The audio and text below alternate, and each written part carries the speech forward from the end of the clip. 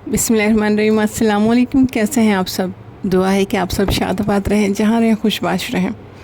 हम भी अल्हम्दुलिल्लाह ठीक ठाक एकदम मज़े में। नाश्ता बन रहा है और इतना मज़ेदार ज़बरदस्त नाश्ता जब बनता है ना तो बंदा ठीक ठाक और सेहतमंद ही होता है। हाँ, गर्मी बहरहाल बहुत ज़्यादा है और बस अल्लाह ताला से दुआ है कि अल्लाह ताला इस गर्मी की शिद्दत को बहुत ज़्यादा ना बढ़ाए और जितनी हो गई है अल्लाह ताला इसे कम से कम कर दे, क्योंकि ज़्यादा गर्मी और ज़्यादा सर्दी दोनों ही बर्दाश्त से बाहर हो जाती हैं। एक चीज़ जो है ना समझ नहीं आती कि जैसे पंजाब में तो इतनी शदीद गर्मी होती है तो वहाँ तो फसलें पक रही होती हैं, और यहाँ हमारे जो इंटीरियर सिंध है जैसे वहाँ पर जैसे खैरपुरा है, सक्खर है, इन जगहों पे भी फसलें पक रही होती हैं, खजूर बन रही होती है, ये सब चीज़ें होती हैं, तो उन इलाकों में ज़्यादा गर्मी समझ आती है। कराची में इतनी शदीद गर्मी पता नहीं क्यों पड़ती है, क्योंकि यहाँ तो सिर्फ इंसान ही पक रहे होते हैं। यहाँ तो और कोई फसलें हैं नहीं जो पक रही होंगी, जिसकी वजह से इतनी शदीद गर्मी है। इतना बड़ा समंदर है और उसके बावजूद इतनी सख्त गर्मी, तो वस्तगफार।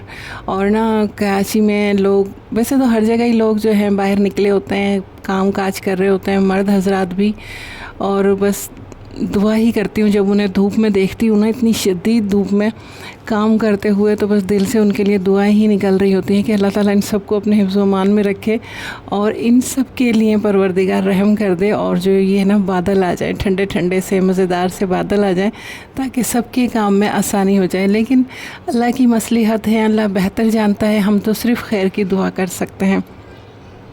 नाश्ता वगैरह हमारा अल्हम्दुलिल्लाह खैर खैरियत के साथ अच्छा सा हो गया था।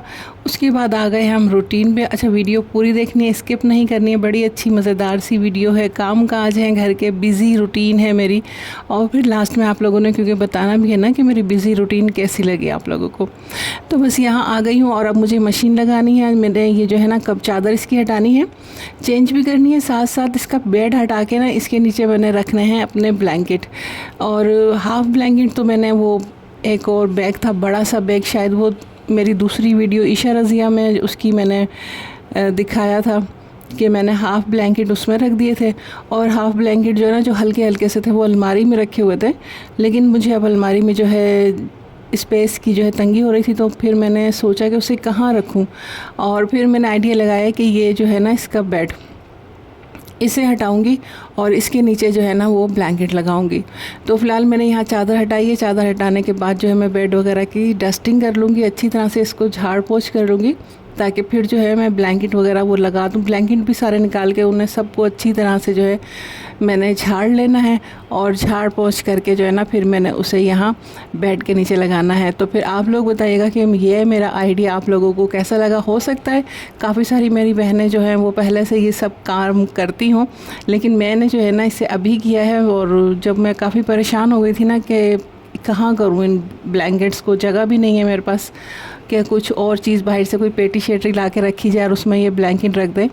जैसे हमारे गांव देहात में तो यही होता ना, जब हम रहते थे वहाँ तो एक बड़ी सी पेटी होती थी, काफ़ी बड़ी और इतनी हैवी, दादी ने ला के रखी थी, जिसे कहते हैं ना कि दादा लाए और पोता बरते, तो इस तरह की वो चीज़ थी। तो हमारी दादी ना जब भी कोई अच्छे हैवी बर्तन और चीज़ें लेती थी ना, तो वो यही कहती थी कि इसे ये कहते हैं कि दादा लाए और पोता बरता, यानी कि इतनी ज़्यादा वो जो है ना पायदार होनी चाहिए और इतना टाइम तक वो चलनी चाहिए। पर यहाँ जो सिटीज़ हैं यहाँ पर तो इस तरह का कोई सिस्टम है नहीं। अपना घर हो तो फिर तो बंदा छत पे ले जाके रख भी सकता है, बना भी सकता है। अब किराए के घरों में तो ये सब कुछ हो नहीं सकता। अच्छा, ये बेड के ऊपर जो मैंने वाटरप्रूफ शीट बिछाई हुई थी ना, वो इतनी गर्म थी क्योंकि उसके नीचे ना प्लास्टिक लगी हुई थी, तो गर्मी में जो है ना उसके ऊपर बैठना जो है बेड पर मुहाल हो गया था। तो वो शीट भी जो है ना मैंने हटा दी है, फ़िलहाल फ़ोल्ड करके जो है ना बेड के नीचे ही रख दी है। और कोई ऐसे मेहमान वगैरह आएंगे ना जिनके साथ बच्चे होंगे, तो सबसे पहले वो शीट निकाल कर ही मैं इस बेड के ऊपर लगा दूँगी, क्योंकि मेहमानों के बच्चों को हम घसीट के हटा तो नहीं सकते ना, बुरा लगता है, तो एहतियात अपनी तरफ से कर लेंगे। अच्छा, ये जो है ना इसके ऊपर आपको रेड रेड निशान भी नज़र आ रहा है ना, ये जो फोम वाले होते हैं ना उनके अपने जो लेबल वगैरह लगे होते हैं, जिस तरह से मैं आपको दिखाऊंगी, ये साइड में लगा हुआ है, ये इस तरह से ऐसा लगा हुआ था। अच्छा, वो मुझे अच्छा लगता था, मैंने हटाया नहीं। अब क्या हुआ कि वो उसका कलर जो है ना सारा इसके ऊपर रेड रेड आ गया, और इससे पहले जो चादर बिछी हुई थी ना उस चादर के ऊपर ऊपर भी उसका कलर आ गया है। तो वो अब जो इतना पक्का हो गया है कि ये हटता तो है ही नहीं। चादर कितनी बार वो वॉश हो चुकी है लेकिन वो हटता नहीं है, और ब्लीच लगाऊंगी तो उसका सारा प्रिंट ही ख़राब हो जाएगा। तो फ़िलहाल तो उसको इधर उधर करके ना साइड में छुपा देती हूँ। तो देखिए जी, यहाँ इस बेड के नीचे मैंने जो है सारे ब्लैंकेट वगैरह लगा दिए हैं, और देखने में ना बिल्कुल कोई जज नहीं कर सकता है कि इसके नीचे जो है इतने सारे ब्लैंकेट बिछाए गए हैं, रख दिए हैं, बिल्कुल पता ही नहीं चल रहा है।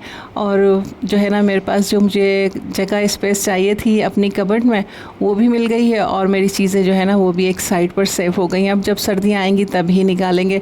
और फिर इसके बाद आ गए हैं हम अपने लॉन्ड्री एरिया में, और लॉन्ड्री एरिया में आकर हम अपनी वॉशिंग मशीन वगैरह सेट करते हैं। जी जनाब, अब आप बोलेंगे ये कैसा लॉन्ड्री एरिया है? भाई हमारा ऐसा ही है, लेकिन हम अपनी चीज़ों को खुद बना के उन्हें नाम दे के दिल को खुश तो कर सकते हैं ना। अब ज़रूरी थोड़ी कि बड़े बड़े घर वाले हों तो वही अपने लॉन्ड्री एरियाज़ बनाए। मेरी भी ये छोटी सी बालकनी है, तो बस मैंने भी इसको अपना एक लॉन्ड्री एरिया बना लिया है और इसे नाम भी दे दिया है। तो यहाँ जो है मैंने कपड़े वगैरह वॉश करने के लिए रख दिए हैं। मशीन चल रही है। जब तक मशीन का एक राउंड होता है ना, तो ये मैंने अपने लिए जो कपड़े शिलिंग करके रखे हुए थे ना, तो मैंने सोचा कि इसे जो है ना जल्दी जल्दी से प्रेस कर लिया जाए, क्योंकि आज मैंने ये कपड़े कटिंग करने हैं लाजमी। और बस अल्लाह से दुआ है कि अल्लाह मुझे इतनी हिम्मत दे कि मैं इसे मुहर्रम से पहले पहले जो है ना सिलाई भी कर लूँ।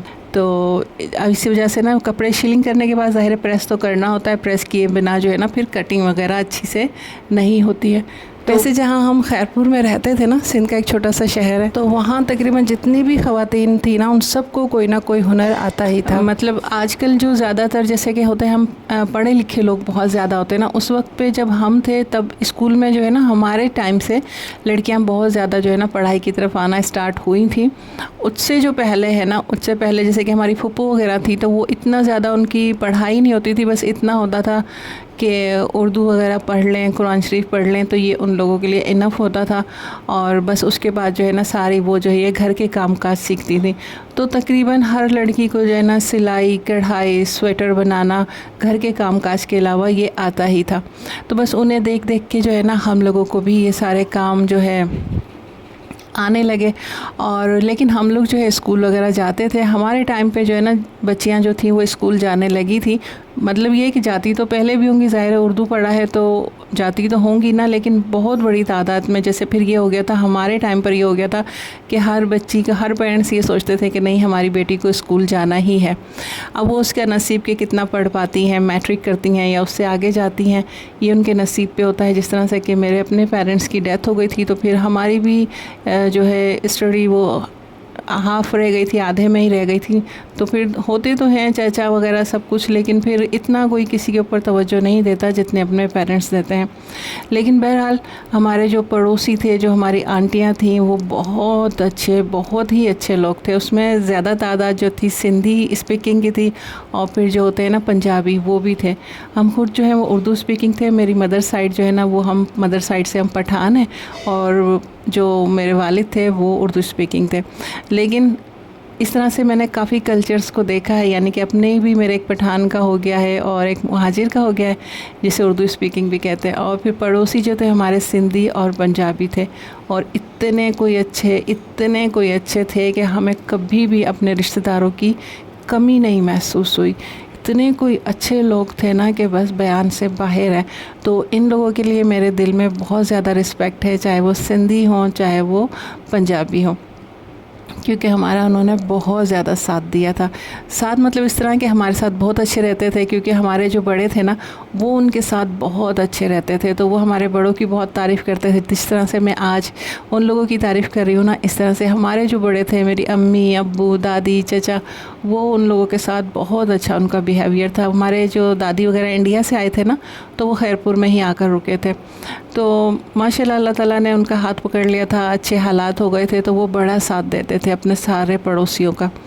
तो जब एक दूसरे का साथ देते हैं ना, तो ऐसा कोई नहीं होता कि वो फिर वक्त पड़ने पे आपका साथ नहीं दे, क्योंकि जब मेरे पेरेंट्स की डेथ हो गई थी तो हम भी 7 बहन भाई थे। तो हमारे पड़ोसियों ने हमारा इस तरह से साथ दिया, इस तरह से ख्याल रखा कि हमें कभी भी अपने रिश्तेदारों की कमी महसूस नहीं। हमारे जो रिश्तेदार थे ना, फूफियाँ वगैरह, वो ज़्यादातर कराची में आ गई थी, लेकिन हम वहीं रहते थे। शादी के बाद जो है ना हम लोग कराची में आए, और यकीन कीजिए कि हमारा तो दिल ही नहीं लगता था यहाँ रिश्तेदारों में आके, हमारा दिल नहीं लगता था। हमें अपने पड़ोसी बहुत ज़्यादा याद आते थे। तो जब ये होता है ना, सिंधी सिंधी, पंजाबी पंजाबी, जो लोग एक दूसरे को बुरा कहते हैं ना, तो बस दिल जो है ना कहीं कटता है। दिल चाहता है कि ये नफ़रतें जो है ना हमेशा के लिए ख़त्म हो जाए, क्योंकि हर ज़बान, उर्दू हो, पंजाबी हो, पठान हो, सिंधी हो, बलोच हो, इतने कोई प्यार वाले और मोहब्बत वाले होते हैं। लेकिन हाँ, पहले हमें उनके साथ प्यार मोहब्बत के साथ पेश आना होता है, फिर वो भी हमारे साथ डबल तिबल करके जो है ना हमें वापस करते हैं वही मोहब्बत, वही रिस्पेक्ट। अब किसी को हम पत्थर मारेंगे और फिर हम ये सोचें कि वो हमारे लिए फूलों के हार ला के हमारे गले में डालेगा, तो ऐसा नहीं होता। कहते हैं ना कि जो चीज़ तलवार से नहीं जीती जा सकती, हासिल नहीं की जा सकती, वो एक प्यार भरे जुमले से और मीठी ज़बान से और अपने किरदार, अच्छे किरदार से उसको हासिल किया जा सकता है। तो यहाँ बसने वाले हम सब लोग भी बहुत अच्छे हैं। बस एक अच्छे अल्फाज, मीठी ज़बान से आप किसी के साथ बात करें तो देखिएगा कि वो डबल तिबल करके आपको रिस्पेक्ट देगा और इज़्ज़त देगा। हम सब दिल में एक दूसरे से बहुत प्यार करते हैं, पता नहीं ऊपर ऊपर से ये नफ़रतें क्यों करते हैं। आप एक मीठा बोलेंगे ना तो देखिएगा उसकी नफ़रत की चादर एकदम गायब हो जाएगी और वो डबल रिस्पेक्ट के साथ पेश आता है। तो जनाब, मेरे अपनों की यादों के साथ वो जो मेरे पड़ोसी थे ना, मैं उन्हें खैर नहीं कहती, वो ही हैं असल में मेरे अपने। उन अपनों की याद आ गई थी तो बस उसी याद में मैं उनकी दास्तान, उनकी कहानी आपको बताती चली गई। और बस इसी के साथ आज का मेरा व्लॉग जो है यहीं पर एंड होता है। दुआओं में याद रखिएगा, फिर मिलेंगे इंशाल्लाह। और जाते जाते चैनल को लाइक, शेयर एंड सब्सक्राइब ज़रूर कीजिएगा। अल्लाह हाफ़िज़।